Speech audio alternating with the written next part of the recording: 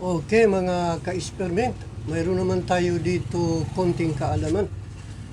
Mayroon tayo dito dalawang battery. Ito yung siya. 100 AH 12.8 voltage. Yan, dito siya, dalawa.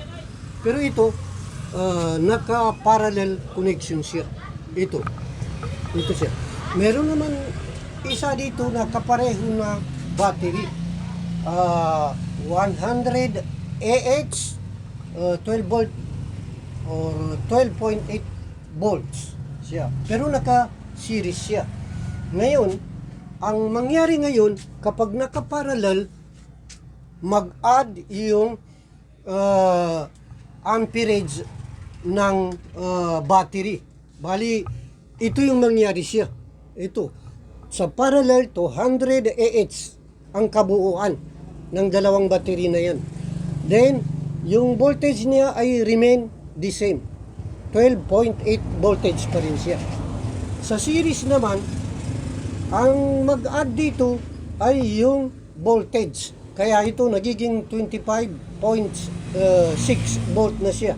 Samantala, yung amperage niya ay remain the same siya, 100 AH.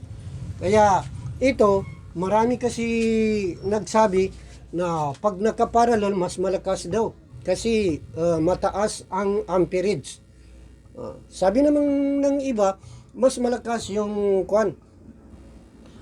naka-series. Kasi nagiging 12 volts, 0.6 na siya. Yung voltage niya. Kaya mas malakas. Kaya mga ka-experiment, dito alamin natin kung sino ang mas malakas dito. Pinaka mas malakas. Okay. Sa simpleng formula, ito siya, watts equals voltage times the amperage. Ito yun siya. Bali, i-compute natin siya kung sino ang mas mataas ang capacity. Okay. Sa formula natin na watts hour, okay, voltage is 12.8.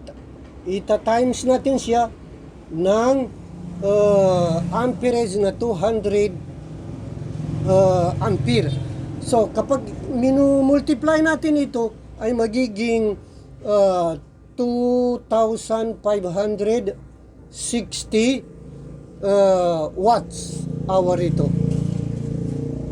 Magiging yan siya. Bali, ito yung magiging full capacity ng 200 AH 12 volts. 12.8 volts. Dito naman sa series, pag gamitin din natin yung formula natin na watts hour voltage times ampere hour. Bali, pag i-substitute natin yung mga values niya, voltage dito ay 25.6 voltage. I-multiply natin ng amperage 100. Yan.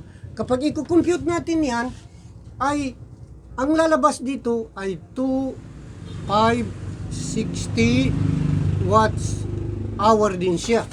Ibig sabihin, pareho rin pala ang capacity ng dalawang battery na the same amperage, katulad dito, at saka the same voltage. Pag parallel at sa connection niya, sa series connection niya, pareho lang pala ang capacity niya.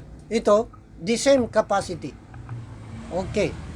Kaya, ito, for sure, may pagkakaiban ito na ganitong connection. Kaya, sa next video natin, aalamin natin, mga ka-experiment, kung ano ang pagkakaiban. Okay? Para at least, malaman natin, hindi na magtatalo ang isip natin. At saka, kung ano ang more advantageous kung naka parallel o di kaya naka-series. Okay, mga ka-experiment, hanggang dito na lang. Magandang umaga. Thanks for watching.